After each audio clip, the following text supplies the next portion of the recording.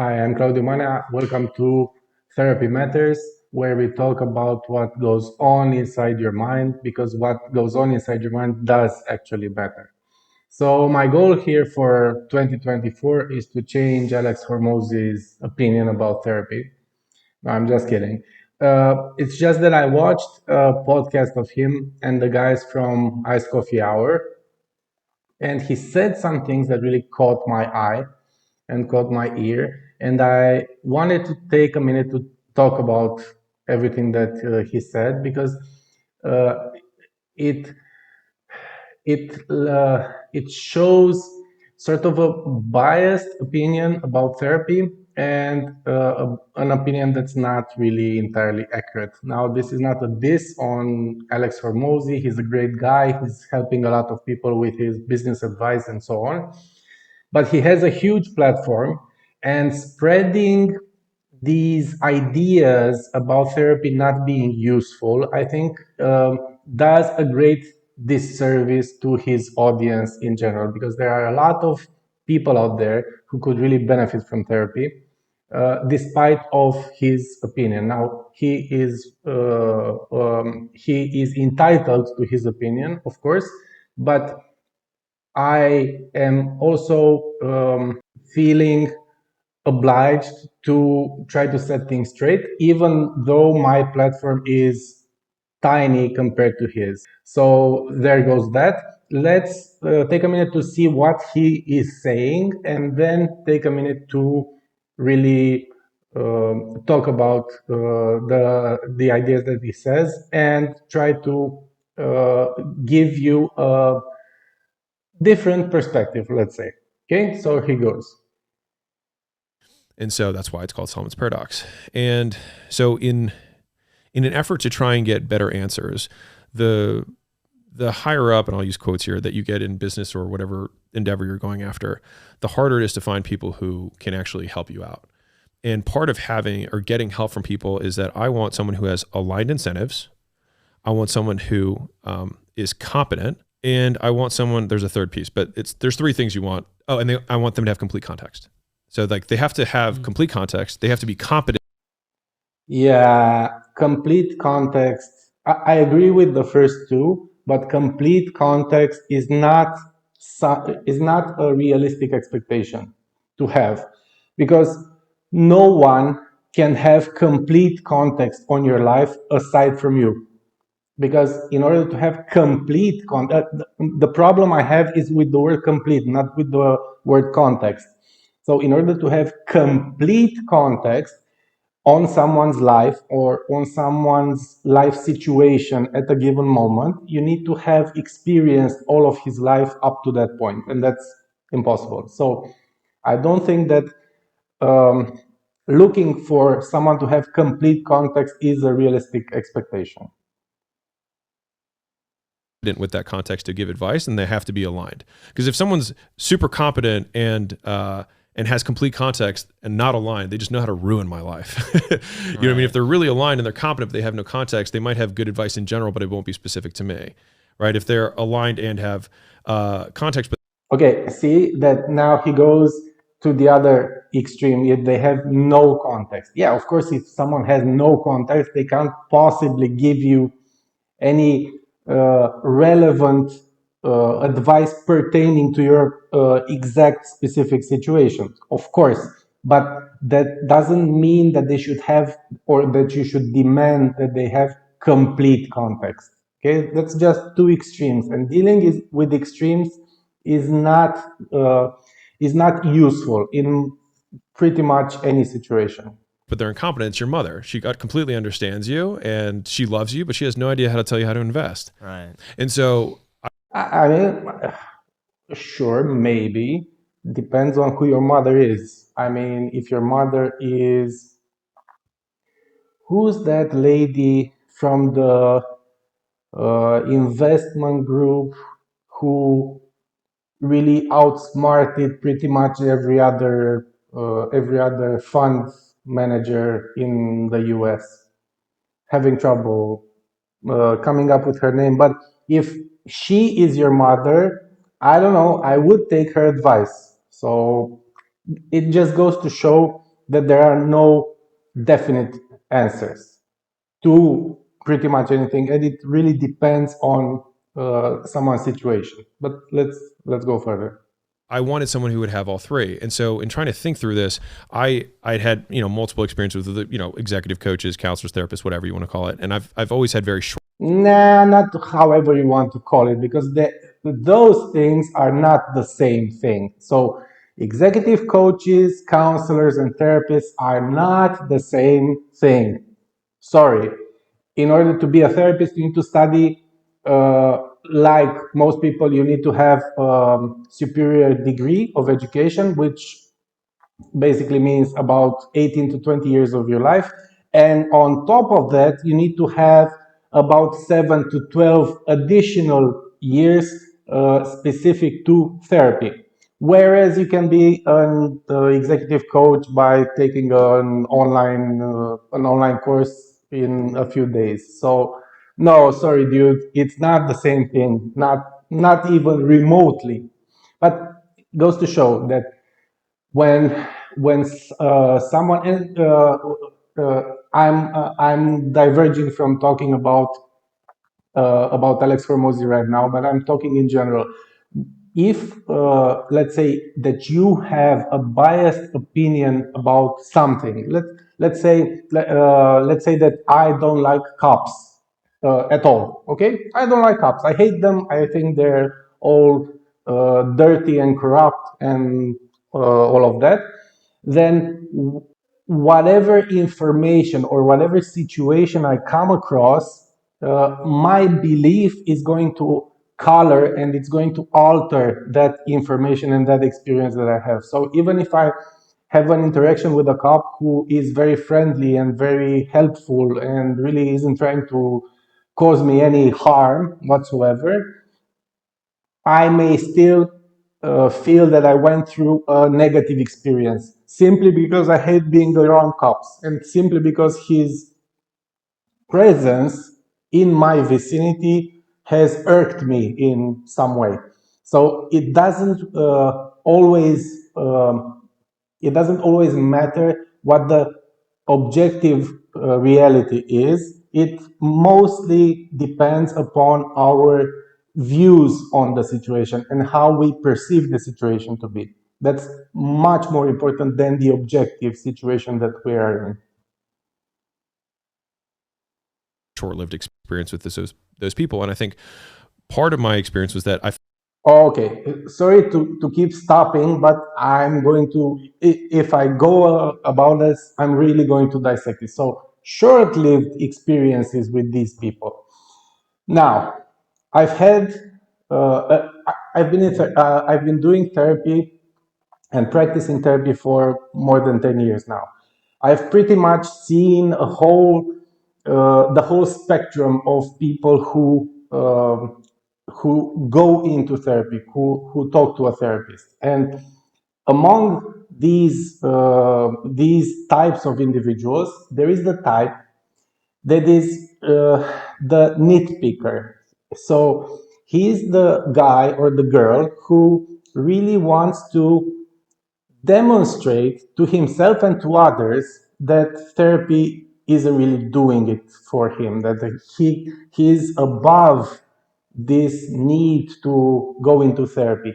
And what he does or she does is he tries to nitpick at every little detail. And from the start, he's trying to find reasons to end therapy. And what this looks like in reality is that he has a whole bunch of experiences with different therapists that he only saw for a couple of times at a time. So he goes in, if he doesn't like the therapist, he doesn't go in for a second time whatsoever. But even if he likes the therapist, he goes and he shows up for the second meeting, maybe shows up for the third meeting, but during all that time, he's constantly building up his case of about why therapy isn't good for him, and he starts building up the file.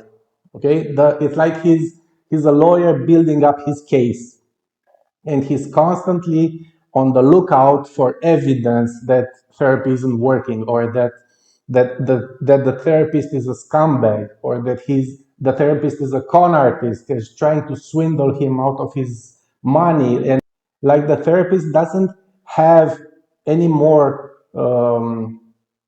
any more people that he could see, and he's like the last of the potential patients that the therapist could see, and he really needs to keep him in therapy and make sure that he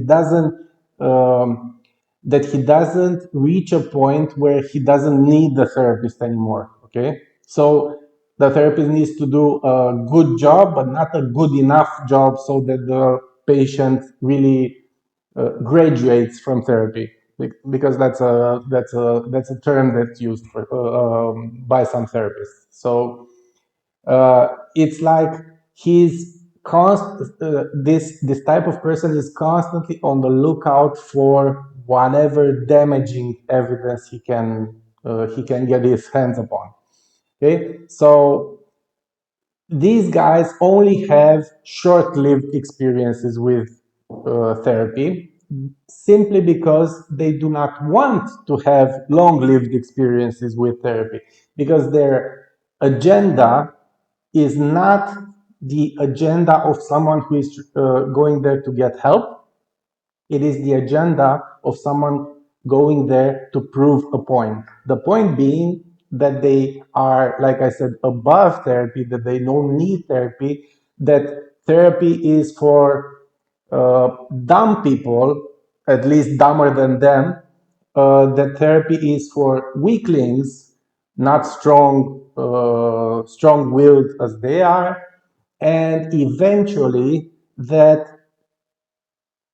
therapy is not an option for them. Now, why do they keep trying to demonstrate this point, and why don't they just stop after seeing 2 or 3 therapists? That's a different discussion altogether. Okay, so why don't they just play this game for a while and just stop? Why do they continue to seek new therapists and continue to prove that point? Like I said, that's a different discussion. It's beyond the scope of this talk. But just take note of that little bit of information: short-lived experience. Okay, if I have a short-lived experience with therapy, I can't really talk about therapy. If I have a short-lived experience with going to the gym, I can't really talk about going to the gym from an authoritative position. Okay, and that applies to pretty much every subject. Let's move on. I felt like their incentive was not aligned. It was that their goal from a financial perspective was that I just continue to pay. And I was like, well, that doesn't really solve problems for me. Like, you just want me to keep staying. Yeah, okay, but if you don't solve problems, why would the person continue to come see you? I mean, I'm sure that it does happen on occasion and with certain people, but that therapist or executive coach or whatever you want to call it, he needs to be a really exceptional con artist in order to pull that off, in order to have you coming back again and again and again without him doing anything for you. So yeah, okay, I can believe that that's happened, sure, but I don't see that as the norm, because like I said, that guy needs to be an exceptional con man, and exceptional con men, like every other exceptional skill, are not so easily to come by. So pardon me for taking that with a huge grain of salt. No matter what you say, that's how you get paid, right? The other piece was that from a context perspective, I would notice that I would spend 60 minutes trying to just give color to the decision that I was trying to make or that I was faced with, just so that they could give me some valuable feedback on it. And Yeah, dude, because you can't give someone context on your life in 60 minutes. That's why short lived experiences with therapy don't help, because the person, until they build up the context on your life, until they build up the understanding that's required of them to give you something worthwhile and something of value, that takes time. But you know that you're just not applying that information to this particular situation, and we all know this. In order for something to work, it usually requires to give it some time. I make videos on YouTube. I can't expect for the first video I ever made to go viral and that I should reach 5 million subscribers. It takes time. Guess what? Therapy takes time as well. Building a business takes time. Whatever you do that is even remotely worthwhile, like having, because I talk about relationships a lot, having a good relationship, having a great relationship with your spouse takes time. It can't happen like that. I mean, let's not be naive here. You can't really expect someone to give you specific, actionable advice tailored to your particular situation if you've only met the person for 15 minutes. Like I said, this is another example of unrealistic expectations. Okay? So, moving on. The third piece is if I'm talking to a therapist, I'm probably better at business than them. And the vast majority of the problems that I face on a daily basis have to do with business. And so, like, I'm asking somebody who is Wrong. The vast majority of problems that you face during the day, like most people, not sorry to be patronizing, but like most people, the vast majority of problems people face during the day are emotional problems, not logic problems, because if you have a problem that can be solved by logic, you will probably solve it pretty quickly. Or you can get someone to solve it for you. Or you can ask ChatGPT or whatever the hell the strategy you want to apply.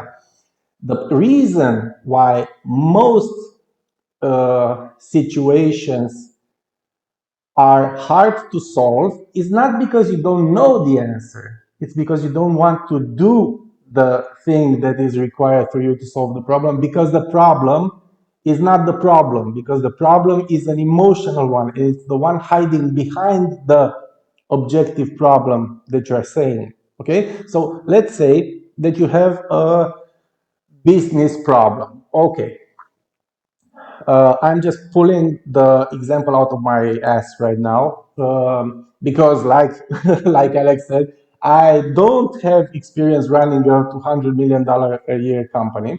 But let's say that you've acquired a company. You own a company that's doing 200 million, and you've acquired another company for, I don't know, let's say 50 million.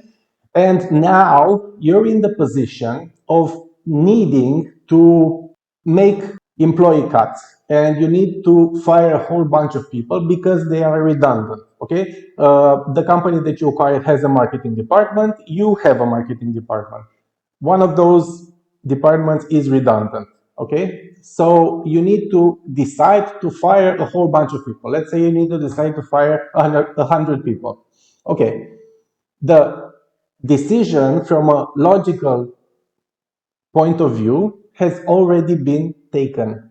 You know that those people are redundant. You know that there isn't really an opportunity to make use of them, to repurpose them, or to give them something else to do, and so on. So the decision is clear.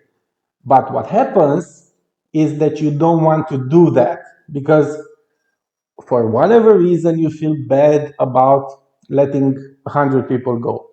That's an emotional problem. And you don't need to have an executive coach tell you that you need to fire those people. You need to get to the bottom of things. You need to get to the root of the problem about why you're having such a hard time making the decision and biting the bullet. Is it because you want people to think that you are a good guy, which, by the way, traces back to early childhood experiences, to your self-image, to what you tell yourself in the morning. And these are all things related to psychology, to your individual psychology, to your personal life story, to your beliefs, to your values, to your limiting beliefs, limiting values. And if bottom line, this is something that can be solved in therapy. Yes, the therapist is not is usually not a business expert, but he doesn't need to be, because you're not going into therapy looking for business advice. I mean, come on. Yeah, you're not, the therapist isn't an oracle, okay? He's not the holder of truth, and you just go and ask about the secrets of the universe and he just spits it out, like in Hitchhiker's Guide to the Galaxy. It's not like that. The therapist is there to help you navigate your own psychology, your own emotional states, your own emotional well-being, and so on. He's not there to give you advice like a management consultant. I mean, come on, talk uh, about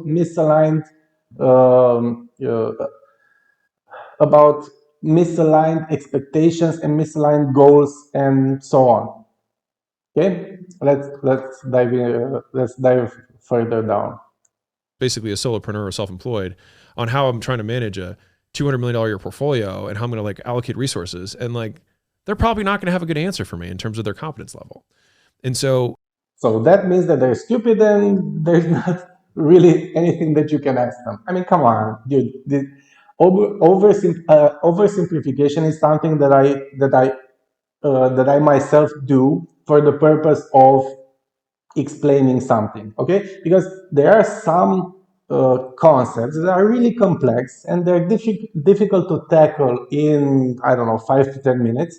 And so you oversimplify for the purpose of demonstrating something, or for the purpose of proving a point. But this is taking it a little too far. I mean, come on, really? You expect the therapist to tell you how to manage a $200 million business? I mean, come on. The best person to tell you how to manage a $200 million business is someone who successfully manages a $200 million business. So I'm very sorry for stating the obvious, but that's not what therapy is there to do. in trying to tackle that, I came upon the Solomon paradox. So I was like, what if I could give myself advice? Because I'm sure everybody who's listening to this has given somebody advice on a relationship or on fitness or whatever. And you're like, man, if I followed that advice, I'd be in better shape too. And so I was like, well, maybe I have the answers and I just need to package it differently. And so I started having these sessions with what I call, my 85-year-old self, who I call Solomon for whatever purpose that seems to separate my personal self and my older self, because that man is the only person who has absolutely aligned incentives with me, has complete context to my situation, and is as competent as I am. And I'm Exactly. So the only person who has complete context on your life is yourself. But that doesn't mean that the only person who could give you any sort of valuable advice is yourself. Even, okay, yourself from the future, but it's an imagined yourself from the future. Take note of that. Uh, it's just a matter of understanding what everything is there for. Okay? So let's say that you want to solve an objective problem that you don't know how to solve. Like he said, he needs to understand how to better manage his $200 million company or portfolio of companies. The best person to ask that question is someone, like I said, who successfully does that thing that you want to do. It's not difficult to grasp that idea. However, that person you need to define what successfully means in this context, okay? Because let's say that you go to someone and they give you advice on how to successfully run a $200 million company, and they say, dude, in order for this to work, you need to work like 20 hours a day for the rest of your life. And you start thinking, okay, but I'm married, so I'm never going to see my wife. I also have kids, I'm never going to see my kids. How does that work? And then you find out that the person giving you the advice is actually divorced and never spends time with his children. Now, if that's the sort of life that you want to have, then sure, take that person's advice. But if you don't, I'd be really careful about who you are taking advice from. So there's that, take that into account, do with it what you may. But bottom line is this: a lot of successful people, a whole bunch of successful people, are doing therapy on a daily basis, on a weekly basis. Not a daily, some of them daily, but most of them on a weekly basis. It is Therapy isn't like a magic pill that you take, but it is something along the lines of a supplement. Okay, so it's like going to the gym and taking some supplements to help in speeding up the recovery, to help in improving your cardiovascular health and so on. So it's no different than that. Therapy isn't there to do the heavy lifting. So if you're having a hard time making decisions, making tough decisions in your life, therapy isn't going to help you make those tough decisions. It's going to help you understand that you have a hard time making tough decisions, and it's going to confront you with the problem, but it's not going to solve it for you. So it's not a magic pill, but it does help as long as your expectations are realistic, and as long as you're going into therapy open minded and actually looking to get the most out of the session. Now, of course, there are cases in which the therapist and you aren't a good fit. Sure. In that case, go look for someone else. There are cases in which you've been seeing someone for a couple of years and you feel that you are stagnating, that you're not moving further.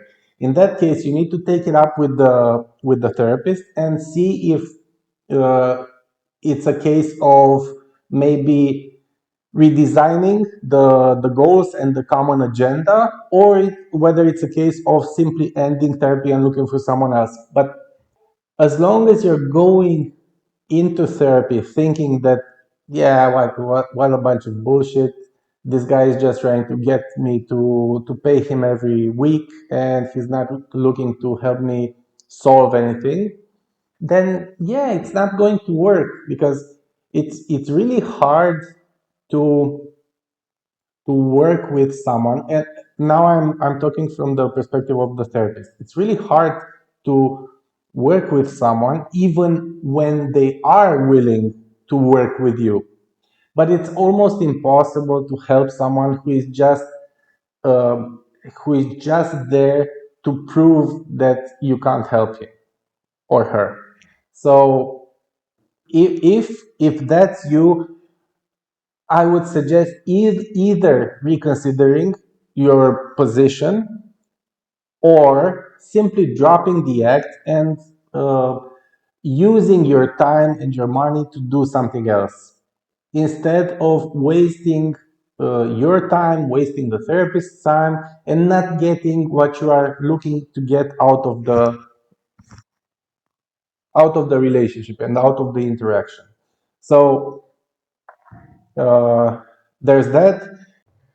So, like I said, this is not a diss on Alex Hormozi in any way. He's a great guy. He's helping a lot of people. And I actually don't think I've heard him speak against therapists and therapy on a whole bunch of occasions. So this is not the first time that he said some of the things that he's said in this podcast. And I really don't think that he's coming uh, at this subject and that he's speaking on this subject with ill intent. I really think he's trying to help people. But like any other human being in this world, he can also be wrong. And you as someone who maybe looks up to him for his business advice and whatnot, you need to be aware of the halo effect. And that means that just because someone is right and he's successful and he gives very good advice on a subject, that doesn't mean that he's right on any subject. And you need to really, really be aware of this, because it's like celebrities showing up on TV or on commercials and giving advice about politics. Like, dude, that's not really your area of competence. You need to mind your acting career or your whatever TV show that you're doing, and you need to lay back on giving other people advice on something that you're really not well trained or well experienced in.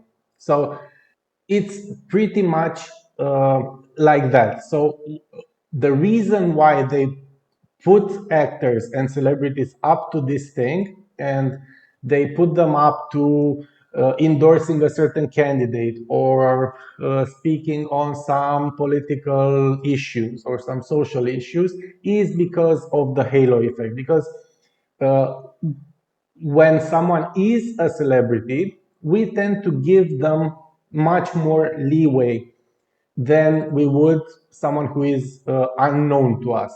And we tend to believe more of what they say, even when they speak on subjects that they have no way of being an authority in. So this also applies to people who are celebrities in a certain niche, like Alex Hormozi. So just because he's very capable of giving business advice, and I've been a fan of his for some time now, that doesn't mean that he's right on every other subject that he speaks of. Okay, so be aware of that. And I'm not saying take his side or take my side. I'm just saying make up your own mind on the matter. Okay, and don't let anyone, him, me, or anyone else, feed you your opinion on something. Okay, you need to form your own opinion on something if you want to if you want to really be successful at anything. And I actually do think that as capable and as well and as driven as Alex Hormozi is, that I actually believe that he's missing out on the valuable resource that therapy can be for him. But that's his own choice, and I certainly respect that. It's just that, like I said, he has a huge platform, and I don't think it's useful for his viewers and for his fans to really buy into this idea that therapy is of no use, and the best way for them to get anything valuable is to speak to their imagined future selves. Okay, that certainly is a technique that can help in some instances, but it's not a magic bullet. Just like, of course, therapy isn't a magic bullet as well. If you want to learn more about me, I'll leave the link in the description. And if you want to book a therapy call with me, I also leave a link to that. Either way, if you like this video, be sure to hit like and subscribe so that you're keeping in touch and seeing any further videos that I post. Thank you very much for watching, and you take care of yourself. Bye.